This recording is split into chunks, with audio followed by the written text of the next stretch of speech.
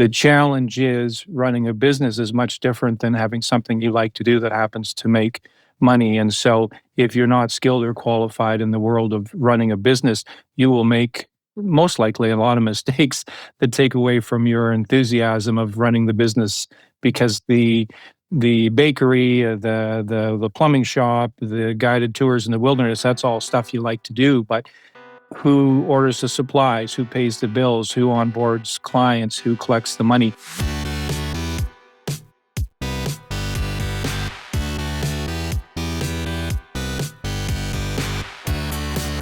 You're listening to The Successful Bookkeeper with your host, Michael Palmer. Listen each week as inspiring guests share their secrets of success to help you increase your confidence, work smarter, and build a business you love.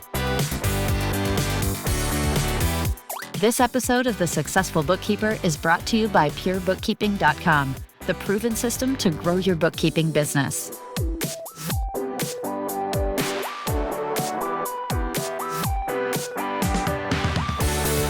Welcome back to the Successful Bookkeeper Podcast. I'm your host, Michael Palmer, and today's show is going to be a solid one. Our guest is the Vice President of Client Experience at the Successful Bookkeeper Global. And this encompasses the Successful Bookkeeper, which you're listening to, the podcast we produce, Pixie, Pure Bookkeeping, the Accelerate to Advisor. Ron Bester, welcome to the show. Thank you, Michael. Happy to be here. Thanks for having me.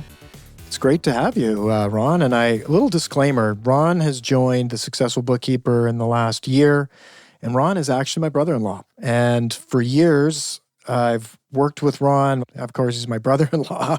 And I have always thought in my back of the head, if only I could have someone like Ron work in the organization, the Successful Bookkeeper, wouldn't that be great? And I'll tell you, there was a lot of years where in my mind, it was never possible.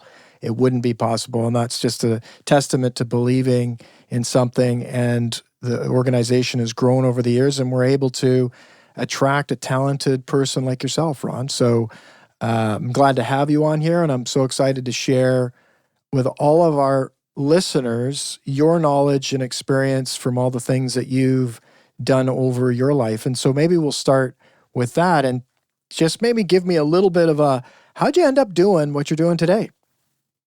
Well, when you look back at the evolution, I guess, of an entrepreneur's journey, working in different sides of the corporate world, the focus of everything I've done, the genesis is really partnerships, sponsorship. So that's bringing two groups together and making something better.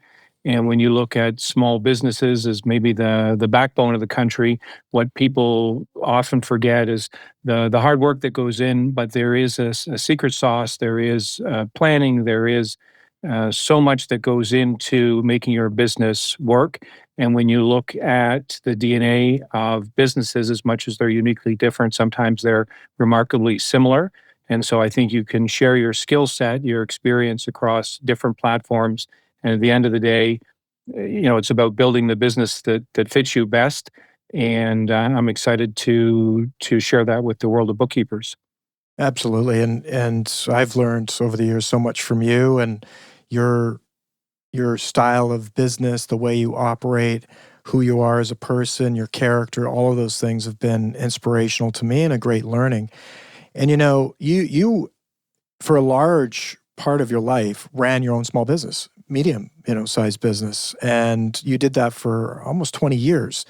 What I really appreciate is your deep understanding of what it takes to run your own business. And as well, the challenges that every single business owner faces when it comes to the analytics and metrics of your business and the finances of your business. You got to get the sales, you got to run the production, you got to make sure the money's coming in, people are getting paid, staff, all of that stuff is not easy to do. And our listener has to deal with those types of people every single day in the work that they do. But as well, they also have to do it themselves, run their own businesses themselves. And so most people, if we probably said there's probably like 1% of people that actually have run their own businesses, it's probably a larger number than that, but it's rare that you have somebody who's willing to go out there, risk everything, not have a safety net, start their own business and run it. And most people look at that and have no clue what that takes. And so that in itself is a challenge. And so I'd love to get your thoughts on that, like your backstory, the ups, the downs. If there was one or two things that you learned over your career of running your own businesses, what would you say those key things or key thoughts are? A couple of points come to mind. Most people don't intend to start their own business. They create a job for themselves. People like working with them. That begets more business. And before you know it, you're filling 40 hours, 50, 60 hours with what you enjoy doing. The challenge is running a business is much different than having something you like to do that happens to make money. And so if you're not skilled or qualified in the world of running a business, you will make most likely a lot of mistakes that take away from your enthusiasm of running the business, because the bakery, the plumbing shop, the guided tours in the wilderness, that's all stuff you like to do. But who orders the supplies, who pays the bills, who onboards clients, who collects the money? Those are the things that most of us never thought about when we started a business. And you learn eventually, but typically it costs you. There's an apprenticeship, much different than going to university, where all the answers are not in the back of the book, and you end up learning the school of hard knocks, if they want to say. Sometimes it might be cheaper to pay to go to school than to learn it yourself. But ultimately, you learn the lessons. What doesn't kill you makes you stronger. And years ago, there were no entrepreneur programs at university. Entrepreneur wasn't a thing. There were no accelerated programs that were sponsored by the banks or other communities. You pretty much worked within your own circle of friends and industry to learn what you needed to learn. And you either, swam or sank on your own, and that's the way it was. The one thing I would say to most entrepreneurs is you've got to have a plan. You've got to have a plan that's bigger than just today I'm busy and I hope I'm busy next week and I hope I'm busy next month. You got to have a plan. You've got to have systems in place that help you balance that workload. And you should have an exit strategy as well. So if there's a beginning to the business, there's going to be an end at some point. And what does that end look like? And so many people work day to day, 5, 10, 15, 20 years in a business, and they don't know what the business is going to look like when there's an exit strategy. And I think that's key to anyone who's in business today. Absolutely. And I would say many don't even begin to do a lot of those things for years until they wake up one day going, wow, is this what I really want? And as you mentioned earlier, you almost begrudge the business. I've met so many people who work in that environment, work in their business, grind through it, and then wake up one day going, this isn't fun anymore. And so one of the things we have always talked about early and often is to try and inspire people to take the time to do those things, because even a little bit of that, what that looks like out on the horizon, is so different than had you done nothing. And so it's like any time you plant a seed, you can expect that you need to do something with that seed. But if you've planted the seed, nurtured the seed, given the seed what it needs, the proper environment for the seed, that seed will grow into something. And so the better you take care of it, the better you do the best practices around it, the more likely the bounty and the outcome of that seed, whatever it is, whether it's an apple seed or a corn seed, it's going to produce results. And so what I like about this conversation, and where I want to take this conversation, is about that thinking and about inspiring our listeners to start doing more of this thinking, whether they've done it before, done little bits of it, or done it not at all, to inspire them to take that step and start thinking about it. And you came up with an interesting take on it. I was really impressed with the concept of soda. And the right away, you noticed many people weren't doing some of the things that we're talking about, and how can you help people understand this process a little bit further, and came up with the soda program. I'd love to hear a little bit of the backstory of that. Sure, certainly. I would say as much as every bookkeeping practice is uniquely different, the biggest challenges operationally for most small businesses are very similar. We know that bookkeeping, in terms of day-to-day functionality, consists of many repetitive, recurring, even sometimes tedious, low-value tasks. And all of this is compounded in a deadline-driven profession. So the phrase bookkeeper bottleneck is real. That restriction of workflow is one of the top challenges for all practice owners by far. And we think in terms of working on your business instead of working in your business, how then do we remove the leader of the business, the president of the company, from toiling away in the trenches every day? So we ask ourselves, why is the business always dependent on you to complete those everyday tasks? And how do we break free of that cycle?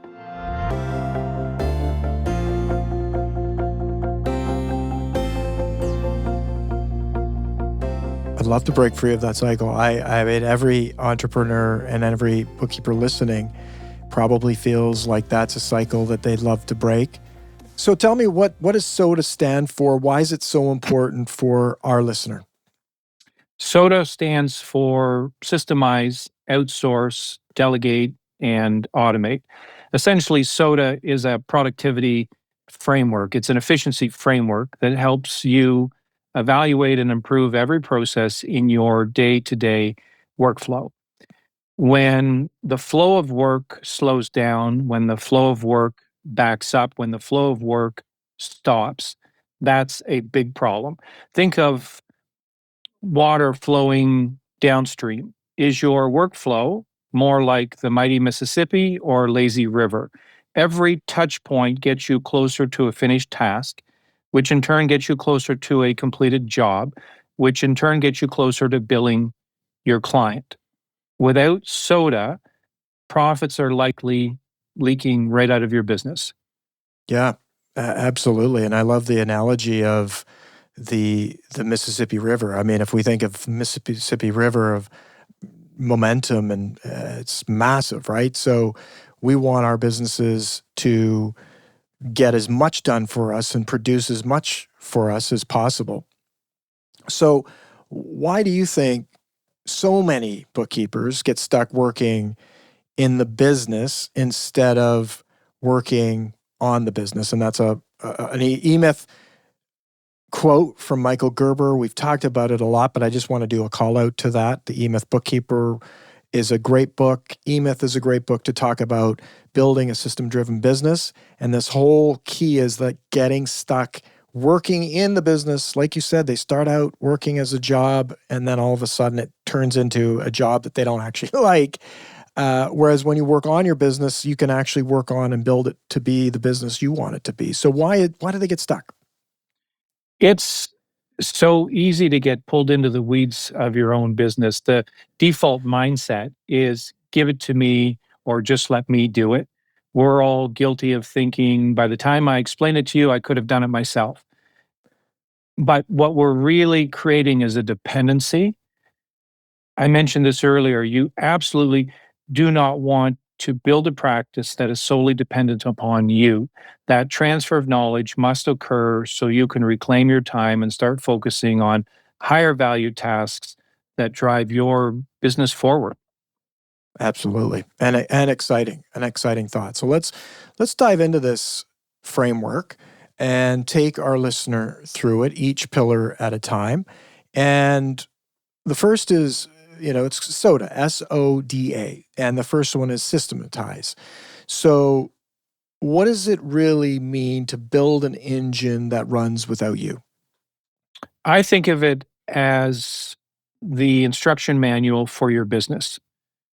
So the goal is to create a series of SOPs, processes, checklists, so that every task is completed the same way.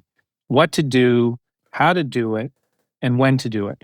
This is not about your way or my way. This is the best practice way. So let's ensure that steps within the process are crystal clear and repeatable. That way, overall quality and output is always the same. Training others becomes standardized. And the systemization is critical if you ever have any hopes of scaling, because a proven system is the catalyst for healthy and sustainable growth, and it becomes the engine of your company, as you mentioned. Yeah, and I love that. Now, the second one is outsource. Outsourcing, it can be a scary word for some small firm owners. What does it really mean, and what mindset shift do you encourage others around this? Most people want the control of doing things their way. And outsourcing is the recognition that you don't have the specialized tasks to be doing this, or someone has a better skill set to do it than you do. So whether it be IT or web design, maybe it's outsourcing payroll or taxes, it could be a function of marketing. If you think that there's a better way to trade your time so that you can work on higher value tasks and outsource, and again, this is external, outsource to people who specialize in this skill, you'll find it's the best way to keep your expertise front and center while letting others handle these non-core tasks. Yeah, and that a key thing that you said is earlier on, like this, how a whole business is revolving around you, and and for some, that can be even just the thought of not having that is scary. If so, I would say that it's also exciting, and the thought of it is exciting, but it's also daunting, and it's part of many people's core of what they do every day. It's their identity, if you will. So to talk about someone taking that from them, doing it for them, can be daunting. So let's talk about delegate. Why is delegation so hard for bookkeepers? And I kind of alluded to that just now, which is my own fear, right? Like, it's not like I've got the perfect setup where I have people doing everything in my life. I definitely have a big team. People do lots of different things, but there's some things that I hold on to real dear, and I shouldn't. And I know I shouldn't, and I haven't been able to break through that for certain things. So how do people get through that? And I'm asking for myself as well. How do we break through that fear? So building a team is a necessary part of scaling your business, and building trust in that team is critical. So if you become that bottleneck where everything must flow through you, you are in effect slowing down the flow of that water.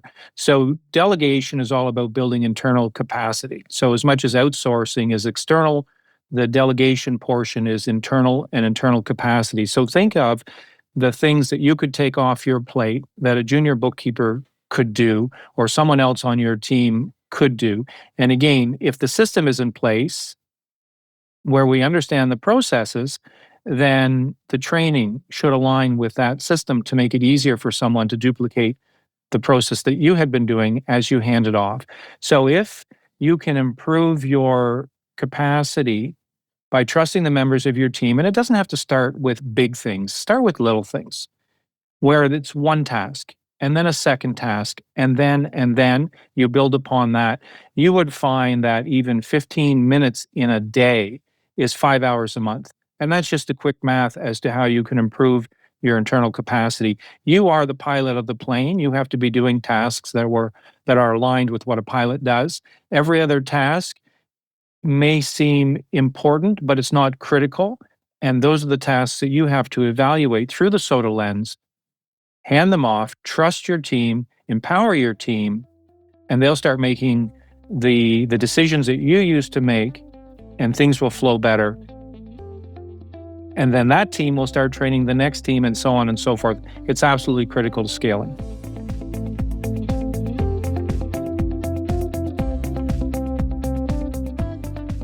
That's great. And the plane analogy is great. And that whole idea of small chunks lead to big pieces. The cents turn into dollars really quickly, just like time. Seconds turn into minutes. And all that stuff adds up. And then when you're building the training that lead to, you have the system, you have the training, it's pretty exciting to think, and I've seen it as well myself, when it's done and done right, it gives freedom to work on other things. And from that, the whole idea of that team trains the next team is very, very empowering. Let's talk about automate. We're hearing a lot about automation these days. Obviously, we've got AI doing lots of things to help us understand what we should automate, how we should automate it. What does smart automation look like for a bookkeeping business? Well, there's no doubt that the technology that's available to bookkeepers right now is just growing exponentially. And whether you're an early adopter or a laggard when it comes to technology, you really can't ignore the efficiencies of the technology that's out there. So through a SOTA lens, you start to analyze these repetitive and recurring tasks, and you say to yourself, is there software, is there rules with Xero or QuickBooks that affect my bank feed, my reconciliation? Are there recurring invoices, payment reminders? There's software like Dexter, Zapier, that will be like a virtual assistant for you when it comes to taking things off your plate. And again, we're talking about repetitive, recurring, tedious tasks that most bookkeepers would say, in a perfect world, I would never want to do that, or I would never miss doing that. So please take it off my plate. So once you start analyzing technology, and beware, there's a lot of shiny objects out there, but once you start within the community to realize what other people are doing, you start to adopting it into your business. It will be a breath of fresh air. And the beauty of automation is once it's set up, it works 24/7, saving you literally hours per week, hours per month, and you'll never look back once you embrace this technology movement. AI is a whole other conversation, but if we're moving towards that, the landscape is changing so fast, you can't afford to be behind the technology curve.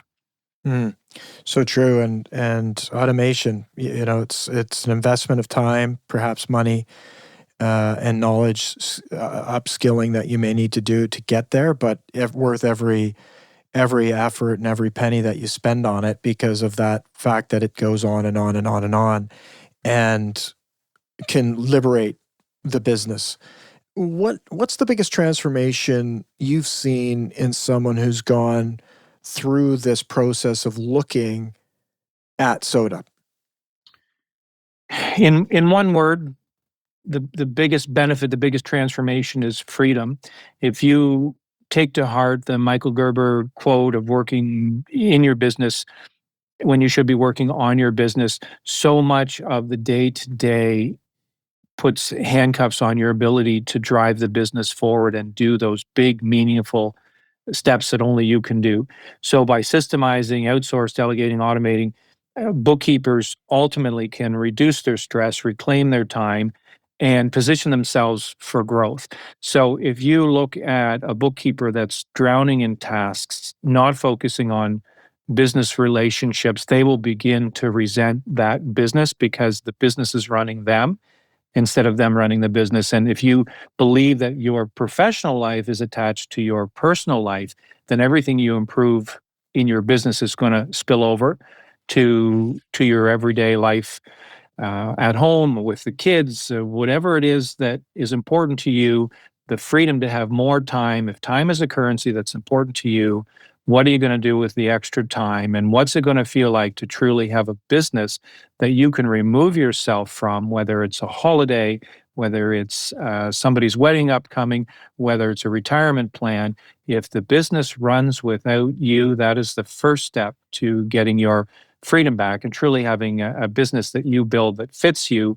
And a succession plan is down the road. Can you imagine being able to sell a business that someone else can turn the key and operate without you in it, or as an income plan for you to stay in the business and be able to turn down your hours without turning down the quality of your business?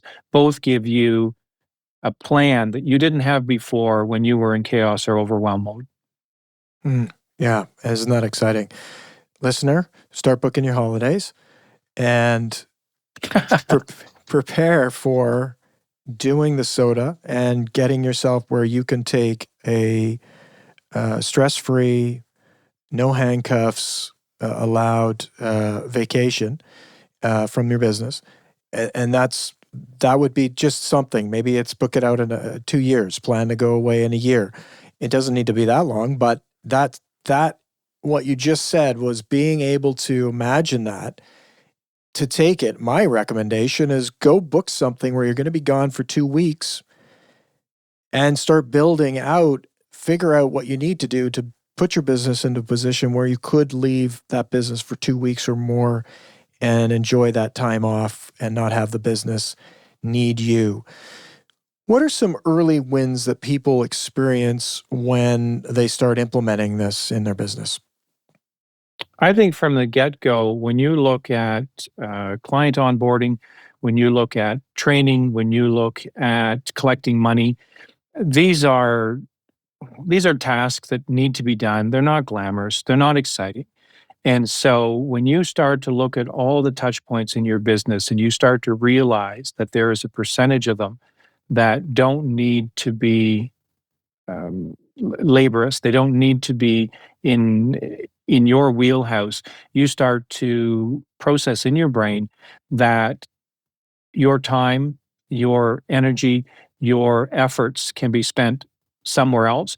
We talk about low value tasks and high value tasks. There's a book by Dan Martell that is called How to Buy Back Your Time. And I think it's an incredible mind shift change in the outlook for a business owner to think that I don't have to do everything myself. I don't have to carry the load. I don't have to go to bed at night trying to remember everything that needs to be done tomorrow because I have a system in place. I trust the system and it helps me in every aspect of my business. And again, start with the small wins, start with things that are incrementally easier, and you will find that you will be looking through the SOTA lens to find more things that you can systemize, outsource, delegate, automate, and you will always be evaluating your business in those terms. It's like putting on a pair of glasses that suddenly gives you a different view than you've ever had.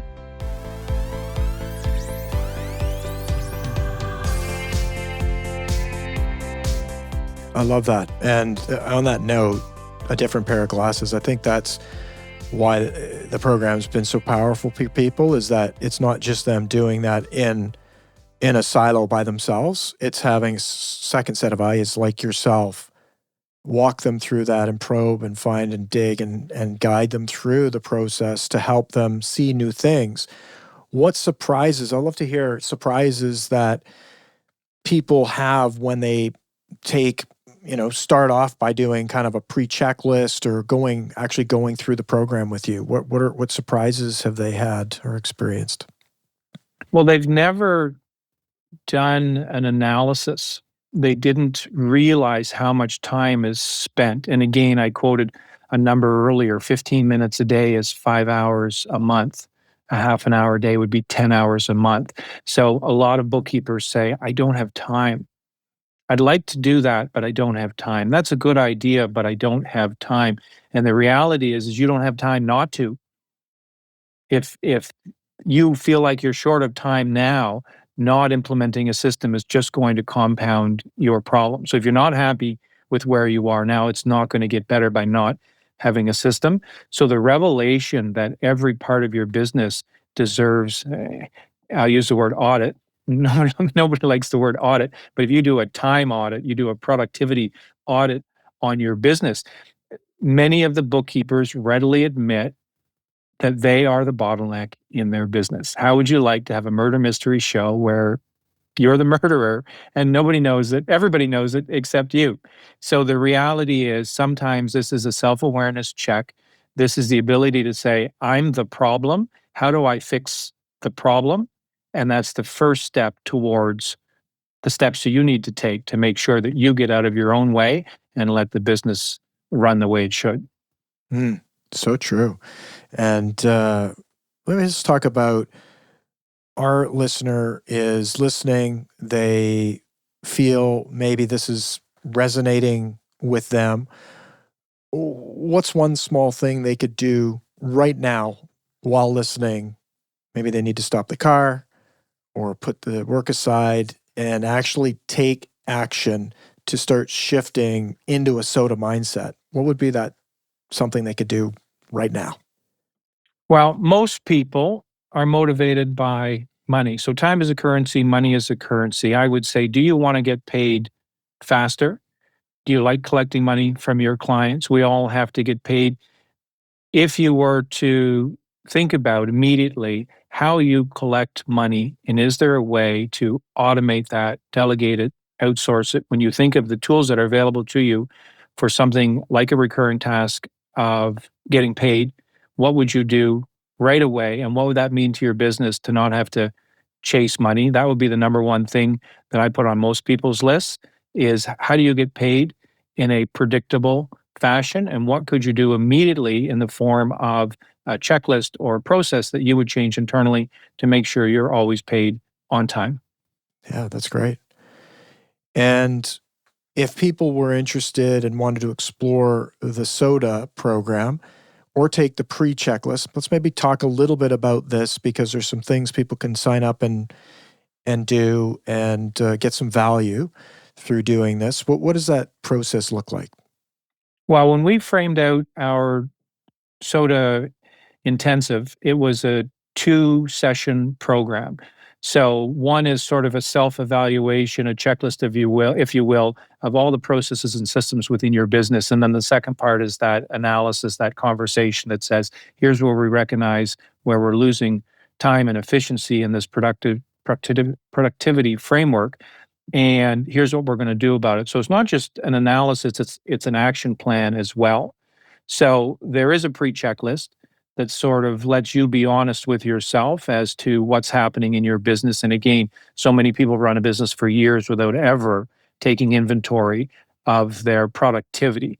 Some people feel like when they're busy, that's a good thing. Well, busy is great, but if you're not doing the processes right, then it's incredibly inefficient. And accountants talk and bookkeepers talk at length about, busy is not the same as profitable. You want to be running a profitable business. So the self checklist is step one.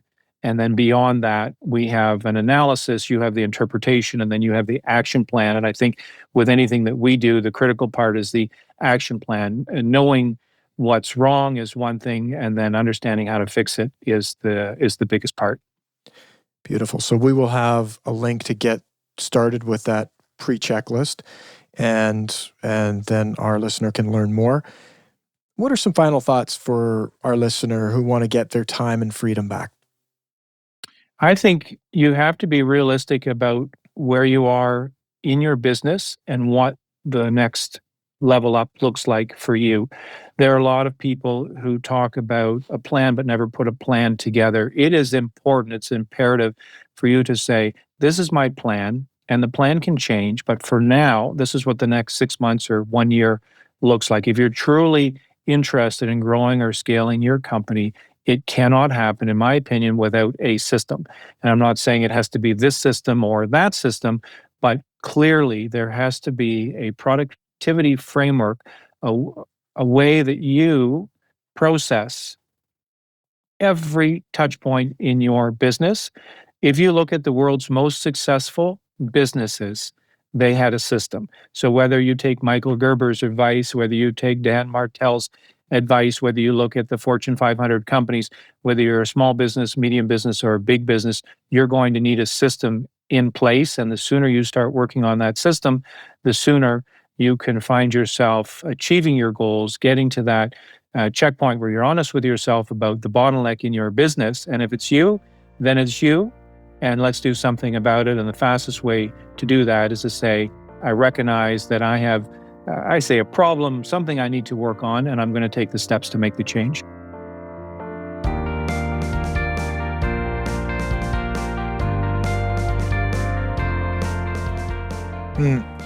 You know, I've been thinking about and working with systems since the 90s. And when I first read Michael Gerber's book, E-Myth, and we had a family bistro, and I had my mother listen to the book, and it was all about building a system-driven business. And at first, she's like, what the heck is this? But she would listen to it was DVDs back in the day, She would listen to these DVDs, listen to Michael Gerber, and she was inspired. She was inspired to put systems into the bistro. It's like, oh, wow, yeah. Like everybody's was it basically started with complete chaos. She had a passion for food, and this opportunity to buy this bistro came up, and we bought it as a family investment, and she went to work, and it was like her passion, but it was just total chaos. It was just like she ran the business like she runs her home, but then you don't have staff at home typically. Some people do, but we didn't. And so now you've got this like chaotic business where it's like we started mapping out things like the amount of time that she would walk, or the distance she would walk, because she had her sandwich building, her coffee making, her whatever else is in the bistro, all sorts of stuff that they did and produced. And when she looked at it, it was like she was walking like miles and miles and miles a day. And so it was like that analysis that she took and started applying that thinking to, okay, and we did this together. It was like, well, how do we reduce the time that you're walking and the distance that you're walking in a day? And we moved things around, reorganized, trained the staff, put things in where they like did different stations so that you're not walking to go get a knife and then walking back to get the butter. And what happened as a result of that was she felt less exhausted at the end of the day. Go figure, right? If you reduce your, from going 10 kilometers, or reduce your steps from 20,000 steps down to 10,000 steps, you can have more energy. Well, that wasn't just her energy. It was every single person working in that business energy. And that was just really the beginning of applying basically soda to her. We didn't know that we were doing that, but we were applying systems and process. And it starts with an analysis and looking at that. But people still really get it's like when you say system, they get this, it's like, what is the system? And you have a great analogy of a system around maps, right? We all know what a map is. I'd love to share that analogy with our listener. Well, in trying to crystallize the idea for some people, you made a point. Some people hear a word and immediately they want to close their ears because it sounds like a word that they've associated with something that hasn't worked for them in the past. If you think of your home or the place that you live, there's a number. The street that you live on, the home, the condo, the apartment, there's a number. Think of you as a person that was tasked with delivering a parcel to someone somewhere, and there were no street signs, no street names, no numbers on the highways, no numbers on the houses. How would you get from A to B? How would you possibly find, and we're not talking about Google Maps, we're not talking about GPS. I'm saying if you went back in time in a spaceship and had to deliver something and there was no way to know what the system was for organizing the streets, organizing the numbers, it would be absolute chaos. And we think of the evolutions, obviously, way back when it was the baker's house, way back when it was the sawmill, or it was the brown house at the end of the street, and people locally knew where to go or how to go. But there was no map, there was no plan. You just happened to know where the store was or where somebody lived. Fast forward to an interlocking system of roads and highways and subdivisions and postal codes and mapping and all of the things that have taken direction to a whole new level. If you don't have a system in place in your business, how do you know where to go? How do you know what to do? How do you know when you're finished? How do you know where to put it? How do you know where to place it? Who's going to do it? The redundancy in most businesses is staggering. In a bookkeeper's business, when you onboard human capital and you switch from Cindy to Susan or from Roger to Raymond, everybody has a unique way of doing things. And the idea that you would have to retrain someone every single time when the process could be the same and you interchange the people. Michael Gerber talks about McDonald's and how a Big Mac and French fries taste the same in Atlanta, Georgia, as it does in Vancouver, BC. That's not because the chefs trained at the same school. The reality is the systems have the same French fries from the same vendor in the same oil with the same amount of salt, 2 pickles on a Big Mac, not 1, not 3, ever. You can go anywhere and the Big Mac looks and tastes the same. The French fries look and taste the same. Why? Because the system is specific, not the operator, not the technician. And when I think of the map analogy, how would you ever know where to go or what to do unless you had very standardized processes, procedures, and checklists in place? You would be absolutely lost. If you put that mindset into place when you're evaluating your business, you soon realize that you're not near as productive as you could be, not near as efficient as you could be. And all of that is profit that's silently leaking out of your business, period. Pretty powerful thinking, and it's available to anyone, right? McDonald's did it. They did it well. The businesses that do it thrive, and it takes time, it takes work. But when you do that work, you build something that is an asset. And whether you sell the business or you are able to step back perhaps from the business, as you've mentioned, that's an asset that you've built for yourself, for your family, for your legacy. And it all starts with, if you're not there, it starts with taking a look at it and starting to understand how to change the way that it is today to the way that you want it to be in the future. And so we'll have a link to help our listener get started with that by just doing a pre-checklist and starting to take a look at your business with the SOTA program. Any final thoughts, Ron? My final thought would be, are you building a business that is dependent or independent? If you find yourself being the helpline for everyone in your business, everyone is stuck until you give them the go-ahead or the green light, that's a problem. You do not want a business that is entirely dependent on you. You want an independent running business, and that would be the goal of SOTA, is to get you working on your business instead of working in your business. Do not build dependency in the business that is you. Said very well and very exciting for our listener, I'm sure. Ron, this has been an absolute treat having you. I'm so excited to share your knowledge with our listeners. I've been able to benefit from it all these years, and now having you working with our community is just such an absolute treat for me, but it's also such a great benefit for our listener and our community members. And so I want to thank you on behalf of our listeners for joining us today and sharing some of the things you know. And I know we'll be having you back to talk about all sorts of different topics, but it's been great having you. Thank you, Michael. I'm excited to move forward.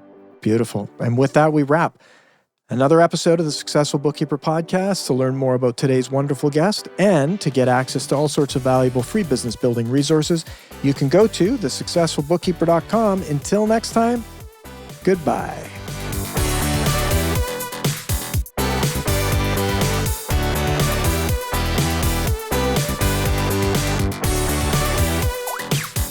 You've been listening to The Successful Bookkeeper with Michael Palmer. For more information and to download the resources mentioned in this episode, please visit us at thesuccessfulbookkeeper.com. Thank you for listening.